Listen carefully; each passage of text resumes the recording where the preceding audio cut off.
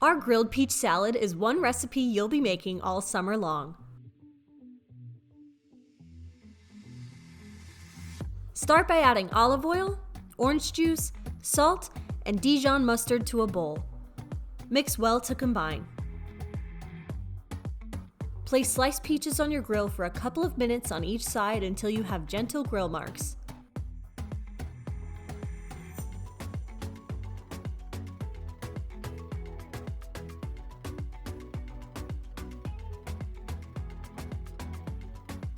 To assemble your salad, place your arugula at the bottom of your dish. Add in cherry tomatoes, blueberries, your grilled peaches, and feta cheese. I love this recipe because you can add any toppings you want.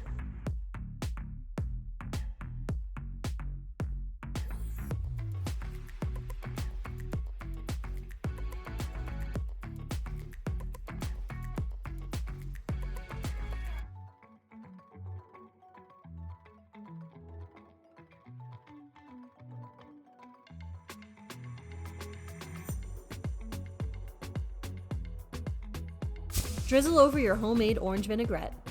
You can find more delicious salad recipes on our website.